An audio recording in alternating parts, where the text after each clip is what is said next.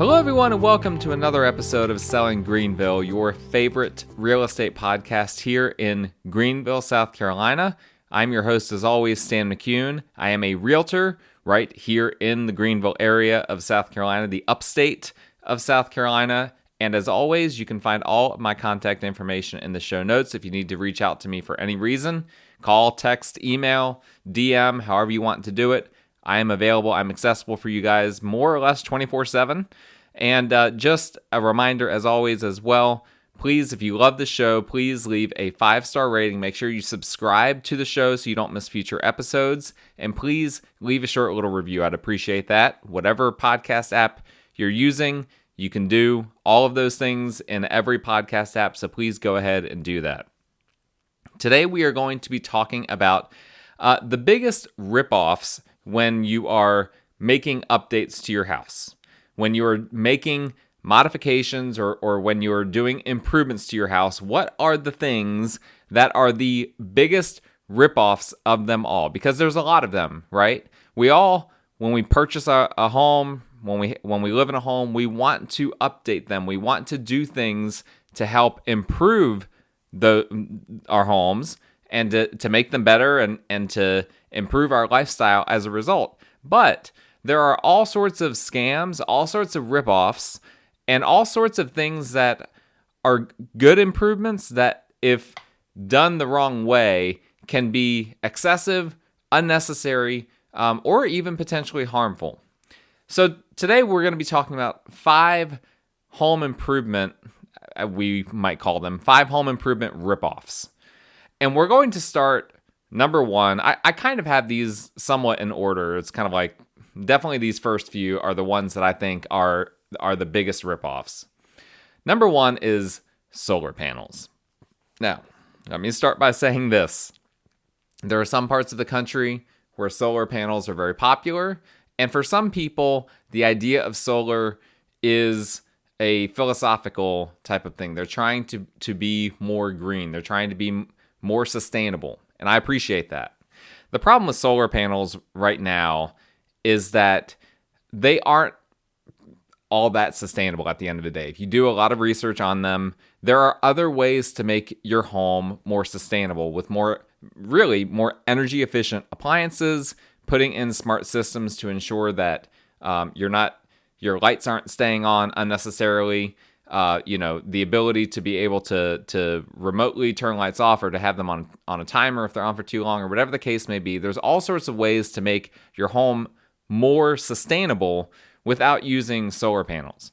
The solar technology right now is extremely expensive. And I'm not going to get into the details on the sustainability part of it any more than I already have. But simply from the standpoint of the numbers, very few people end up actually saving money when it comes to solar. For starters, solar panels are very, very expensive, and most people end up having to lease them. Well, what a lot of people don't realize is, obviously, the lease is something that you have to pay every month. But then the actual savings from the solar, it's not like your electricity bill goes down to zero. You still have an electricity bill. It's just not as high as it would be.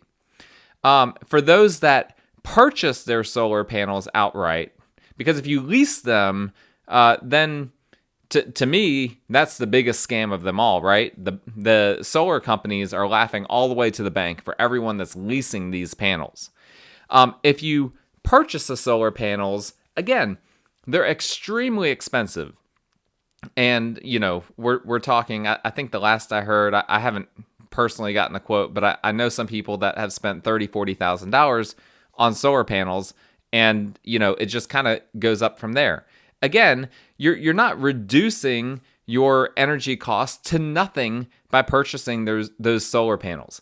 I've also seen some concerns with regard to that they're actually inequitable. The way they return energy back to the grid disproportionately hurts low-income people. There's a whole, again, I'm not going to get into the weeds on all of that. But the bottom line is, for most people, they from the numbers that I've seen, that I've heard, most people do not actually break even on solar panels that they purchase until around year 12 that they've owned them. Now, I've seen some people that are like, we broke even at year 8.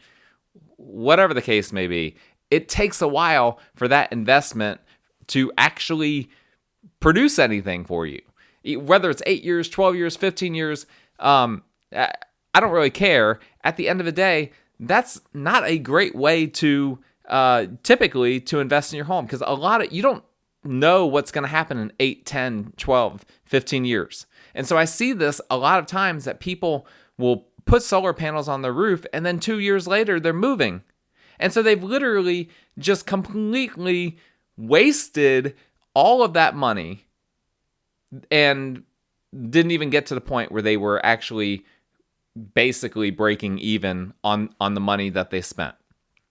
Additionally, most people that I deal with don't really like the look of solar panels on their roof.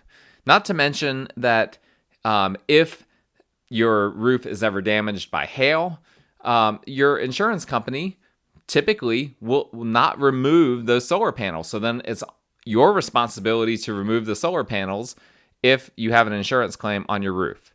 And so there are all sorts of really negative things about solar panels. And I think that solar panels are far and away the number one ripoff right now for homeowners. That's my personal opinion.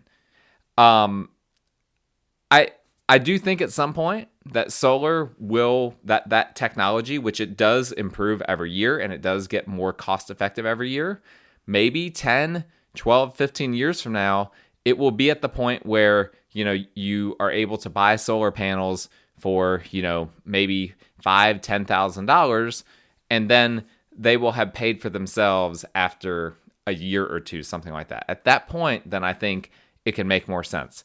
But the way it is right now, and the way, people are having to operate under the assumption that they're going to be in a home for a very long time, it doesn't make sense for the average household to be purchasing solar panels. And please, please do not lease the solar panels.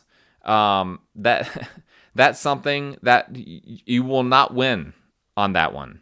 You will end up maybe saving yourself, I don't know, $10 a month or something like that.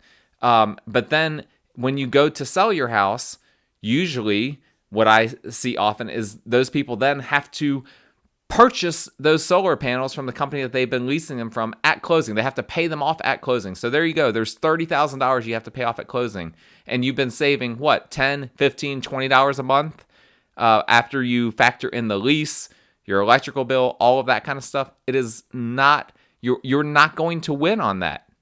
Again, how many months would you have to save $10, $20, $30 in order to make up the $30,000 that you're going to have to pay back when you end up selling the home? So there's just a lot of things to consider. And again, that technology that you have on there, and by the way, you can look up solar lease agreements themselves are a scam. There's all sorts of stuff that typical solar lease agreements put in there that are to me really a scam. I'm not going to get into all of that, but you can Google that. You can look that one up. All in all, as you can tell, I'm not a big proponent of solar panels as they currently are. That said, I hope that solar becomes more of a thing, because that would be great. Like in the end, I like some of the ideas that Tesla and some other companies have been putting out there of the possibility for solar shingles. I think that there's some potential with some of that, but the technology needs to improve. It's not quite there yet to make sense for the average homeowner. And unfortunately, most of the companies selling solar are very scammy companies. And so that only makes the issue even worse. All right, number 2 on my list, and this could easily be number 1, because this one could be, I have seen some really bad instances of this. Mold remediation. Now, I want to clarify, again, like I did with the solar, that sometimes mold remediation is necessary. I have seen this many times. I used to be an insurance adjuster. I know firsthand that mold remediation is sometimes necessary. But here is the problem. We live with mold everywhere. Mold is everywhere. You cannot escape mold. And so if you want to, let's say that someone puts the bug in your ear, hey, you might have mold. I've seen this happen. I've seen people be like, I've been sick for a while. I've just been struggling with sickness. And someone says, well, you might have mold in your house. I knew someone that was really struggling with sickness, and it turns out they had mold in their house. They didn't even know it. And, well, guess what? You can hire a mold expert, a quote unquote, to come out and to test everything in your house for mold. And guess what? They will find it, because everywhere in your house has mold. Everywhere. If you go outside, mold is everywhere outside. Mold is everywhere. And so you can find it if you look for it. But mold it has to reach dangerous levels. And again, I'm not a medical or mold professional.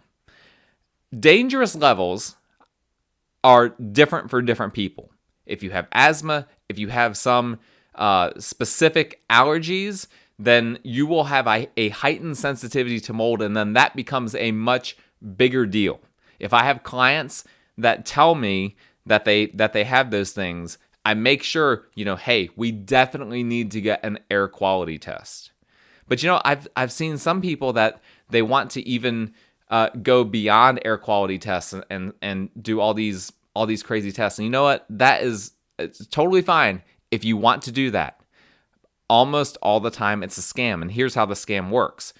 The company that is doing the testing, either they have a division of their company that does the quote unquote mold remediation, or they are in cahoots with the company that does. And so there is this kind of backdoor type of dealing where they will find mold, they will test it and they will find it, and then they will pass your business off to a company that they're getting a 30% cut of this unnecessary mold remediation that company is doing.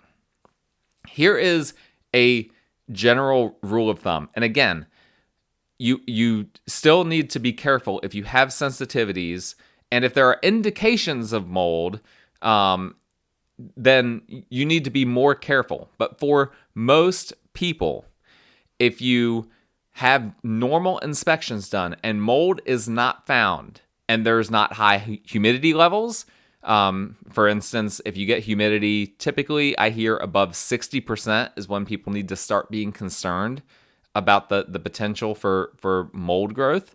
As long as your humidity level in your house below 60% for the most part, as long as your crawl space moisture is below, moisture levels is below 20%, by and large, you are going to be safe. Are there exceptions? Sure, there are exceptions. But if you don't see mold makes itself obvious, right? It's not something that is, dangerous mold isn't invisible. Now, the non-dangerous mold that I've said you can't get away from, it's going to be invisible. But mold that is dangerous, that is going to be a danger to most people, you can see it, by and large, inside of a house. And most often, where mold accumulates is when there is really high moisture. It doesn't just appear out of nowhere. It's not like,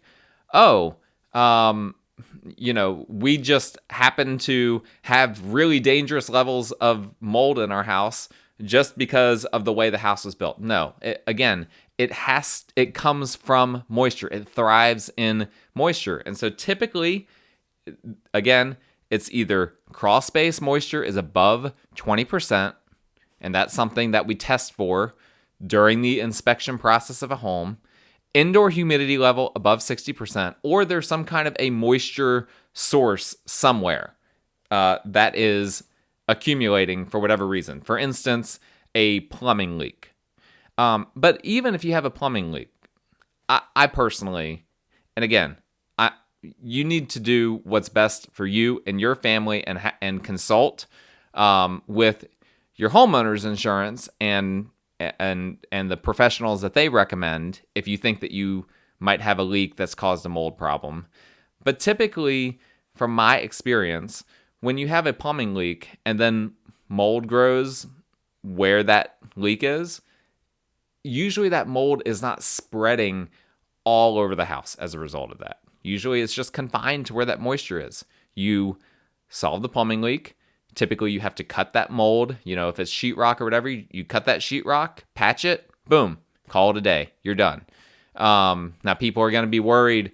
Well, it's been leaking behind the walls. What now? Typically, it just, at that point, once the leak has been solved, as long as it hasn't been leaking for instance, years, typically, if it's only been leaking for, let's say, a few days, maybe even a few weeks, once you stop the water from leaking further, then and resolve where you see the mold, typically it's going to be fine behind the walls. It's just gonna air out. It's just gonna dry out more often than not. There are ways to identify that. There are ways to test that. You could have inspectors if you're concerned about that can that have little snake cameras that they can put down and check for that kind of stuff. So there are things that can be done. But I'm just warning you guys right now, there is a time and a place for mold remediation. But if you go out, if you aren't aware of any mold problem, and you're not noticing that there are adverse health related things happening in your family that are just random, that didn't happen until you moved into your house, and then without any evidence that there is any mold, and without any evidence that your family's health has changed since you moved into the house, then you go out looking for problems with mold, you're going to find what you look for. You are going to find it, and you're going to spend a lot of money in the process. And so be careful. Now, if you move into a house and all of a sudden your family starts to have health problems, that may be evidence of a mold issue, and there can be hidden mold.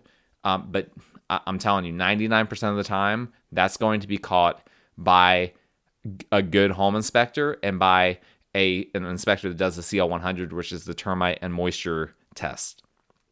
And again, we're assuming that humidity levels and moisture levels are where they need to be. So please do not scam yourself with some of these mold remediation scams. All right, number 3 on my list, roofs. Again, as a former insurance adjuster, I know a thing or two about roofs. Here is what I would say. Obviously, you need a roof, right? And you should have a good roof at the end of the day. I recommend architectural shingles. You don't want those, 20-year 3-tab shingles. Those things are garbage. Those things flap up with the slightest wind gust, and you're just there's no reason, in my opinion, to get those. Just upgrade to the 30-year architectural shingle. It's such a higher quality. I've been on dozens, I don't know, maybe hundreds of roofs. I've seen firsthand the difference in quality, and it's a huge difference. It is absolutely a huge difference. So that is one upsell that is good. If a roofer tells you, hey, don't just save $1,000 to get the 20-year 3-tab shingle, go ahead and spend the extra $1,000 to get the architectural shingle. Yes, that's a good upsell. Unfortunately, roofers will try to upsell you on everything else, right? They'll try to tell you, oh, your fascia, your soffit, these, are going to be prone to this or that. They're exposed to the elements. You need to do all these things. You probably don't need to do those things. They're going to try to upsell you. One that I saw recently was a roofing company gave a quote to a client of mine that I looked through it, and it included that they had roofing felt and ice water shield all over the roof. Now, for the average consumer, they have no idea what that means. In South Carolina, it's very unusual for a roof to have or need ice and water shield across the entire roof. Have I seen instances where in the valley of the roof, ice water shield is used, and is there some wisdom to that? Yeah, there can be, but roofing felt in our area is normally adequate. That ice water shield is typically more for northern climates that have ice, that have a lot more ice than we have, and as a result need an extra layer of protection against water seeping in.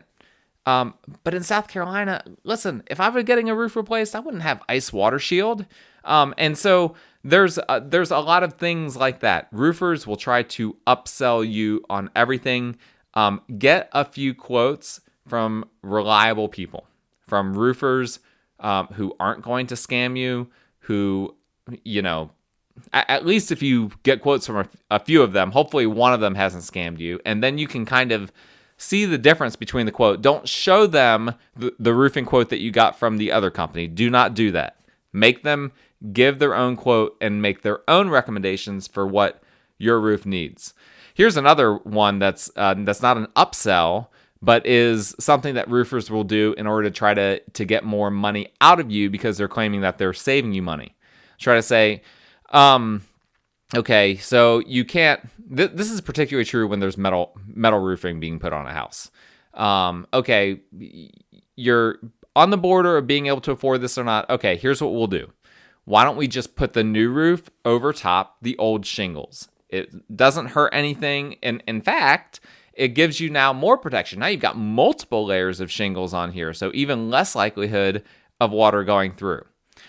Here's why this is a really, really bad idea. First off, what keeps the water from on the outside of your house is not the shingles directly. The shingles offer a layer of protection, but it's really the felt, the roofing felt underneath. That is what really offers the most protection against the water from coming into your house.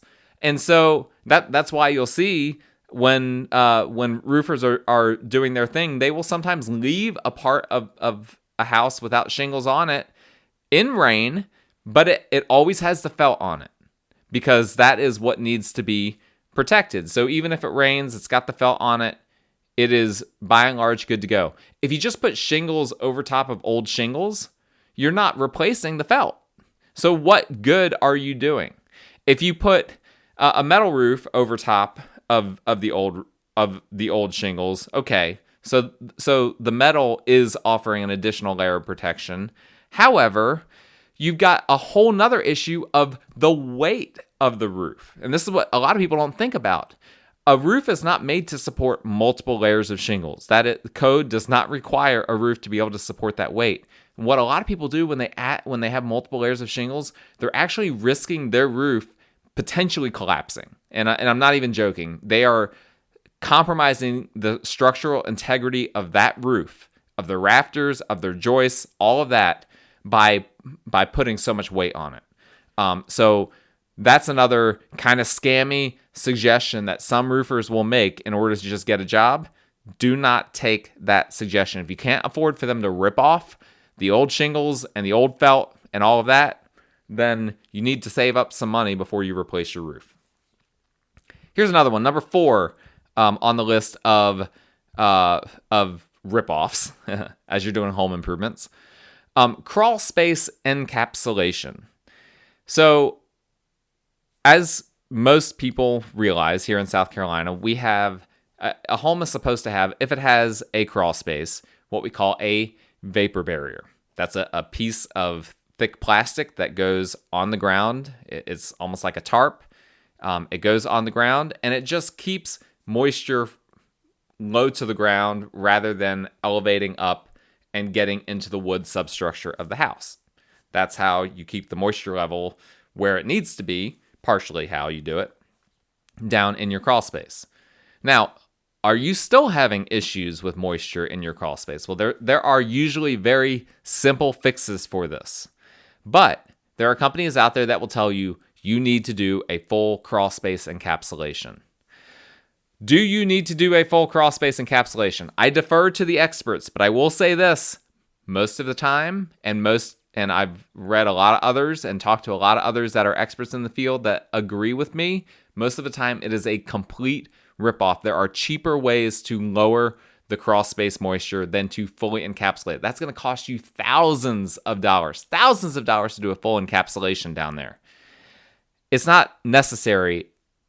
I mean, maybe 1% of crawl spaces would benefit from a full encapsulation, but I doubt it. I think the number is lower than 1%. I think it's like hardly any crawl spaces anywhere need to address moisture by means of encapsulation. There are just so many simpler options than that. But that is a common ripoff that you will get from companies that specialize in crawl space type of work and moisture remediation.